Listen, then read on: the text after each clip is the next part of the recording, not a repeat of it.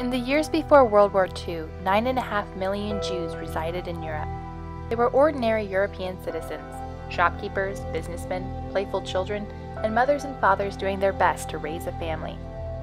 Little did they know that their leaders and neighbors would soon turn against them, and that the majority of European Jews would be murdered in one of the most horrific genocides in human history. When mentally and emotionally coping with the devastating statistics of the Holocaust, it may be comfortable to place the blame on a single unfathomably evil individual like Adolf Hitler. But Hitler didn't single-handedly slaughter 6 million Jews. Nazi atrocities like the Holocaust required the cooperation or passive acceptance of millions of ordinary civilians. What prevented all these people from resisting evil in the face of a genocide? And even more, were there any who dared to speak up despite the odds?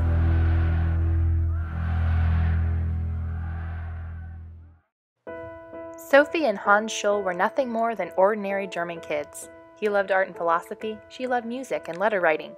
She voluntarily joined the local League of German Girls, while he joined the Hitler Youth. Yet they soon became disillusioned with the uniformity and abridgment of rights they discovered in German youth programs. In 1942, Hans and fellow medical student Alex Schmerel wrote 4 leaflets stating the truth of Nazi brutality. Their desire was to call the German people to action, showing them that the passivity of each German was a factor in allowing fascist crimes to continue. They called their essays the Leaflets of the White Rose and distributed them throughout Germany by placing them in telephone books and mailing them to students.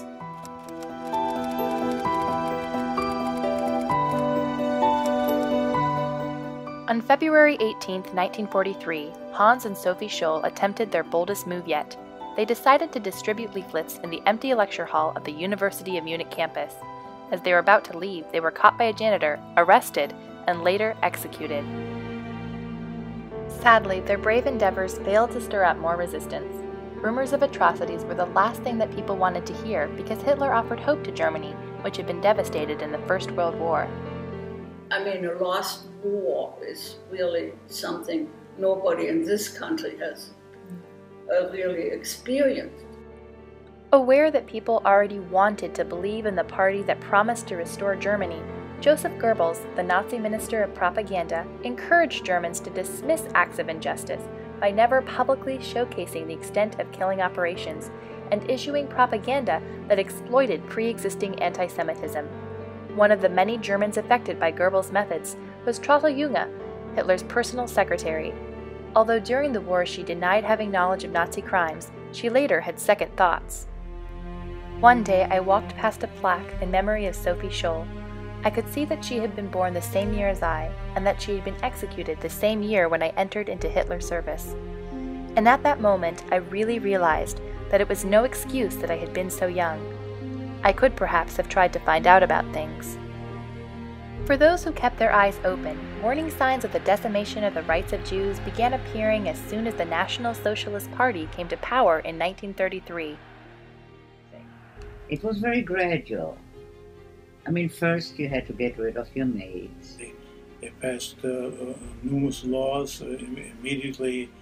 You couldn't go to parks. You couldn't go to certain restaurants. We had to go to a segregated school. We could not go to public school anymore. The Gestapo forced us out of our apartment. We were subject to insults. Kids would spit on me. Eventually, these obviously mistreated people began to disappear. Coupled with the fact that in 1939 Hitler declared that another world war would mean the annihilation of the Jewish race in Europe, it seems that Germans had enough reason for giving rumors of heinous crimes against Jews a second thought. But speaking up wasn't easy. Sophie, Hans, and Christoph were all beheaded the day of their sentence. The Gestapo, Nazi secret police, threatened anyone who dared to express dissenting views. It was as if there are eyes and ears everywhere. Though it may have sometimes felt like secret police were everywhere, the truth about the Gestapo may be shockingly far from the popular tales of an all-powerful eye. The Gestapo in many ways was not actively kind of going out, kind of pursuing what they saw as, criminals of whatever type, racially or not.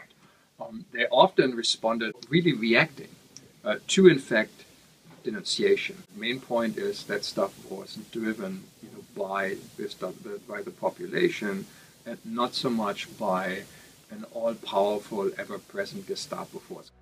For the administrative area of Lower Franconia, an area with a population of about 1 million people, there were only 28 assigned Gestapo officials, half of which were administrative staff.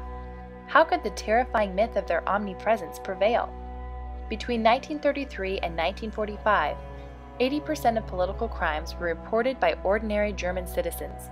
It seems the Gestapo was less the all-powerful eye and more an administration that organized the voluntary denunciations of the general population. Despite the threat of this force, there were 2 cases of daring public resistance in the Third Reich.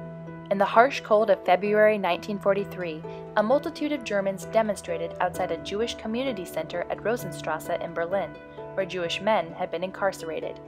The protesters, mostly women, were afraid that the Jews would be deported and sent to death camps, and so they bravely demanded their release, even reassembling multiple times after being threatened with machine guns to scatter. Here we have, a public, protest, large scale, not just for like half an hour, but going on for hours and like several days. Eventually, the Gestapo began complying with the unarmed crowd in fear of a more widespread conflict. Nearly 2,000 Jews were released to their families, preventing Hitler from having his desired Jew-free Berlin. The one thing that set these Jews apart from the majority of the Nazis' victims was that they were married to ethnically German women. The women protesting there were inquiring about their Jewish husbands and sons.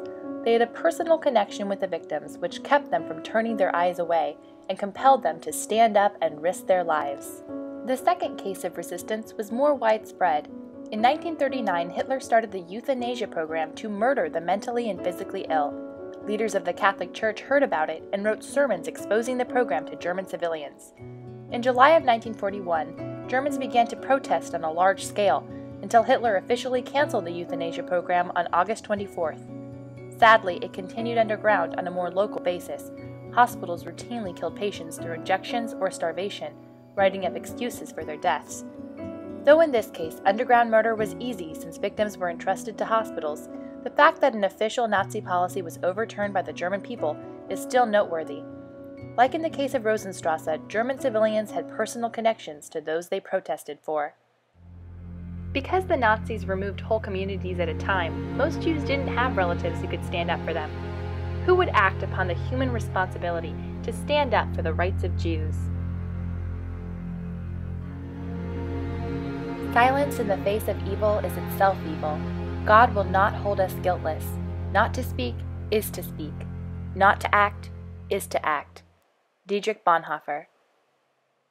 Dietrich Bonhoeffer, a theologian and outspoken activist against the Nazis' expanding influence on the Protestant Church, was given the opportunity to leave Germany before World War II officially began. But after only 2 months in the safety of the United States, Bonhoeffer returned to Germany on the last ship to make that journey before the beginning of the war. He felt that his God was calling him to use his upper-level connections in the Nazi government to participate in the resistance movement. Eventually, he was arrested and executed. In prison, he wrote, "Action springs not from thought, but from a readiness for responsibility." From the story of Nazi Germany, we can see the urgent need for this kind of readiness for responsibility. Millions of ordinary people closed their eyes to the injustice around them, missing the early warning signs of the Nazis' crimes. Maybe they were scared, or maybe they assumed that they were too small to have an impact. Perhaps they didn't realize that the Nazis depended on that type of passive attitude. Only a few, like Dietrich Bonhoeffer and the members of the White Rose, risked and eventually sacrificed their lives to fight for the rights of people they had never even met. Though their immediate impact was limited, their story continues to remind us that when our authorities neglect their responsibility to maintain the rights of those around us, it falls into our own hands. Even more, their legacy inspires us to take this responsibility without reluctance or excuse.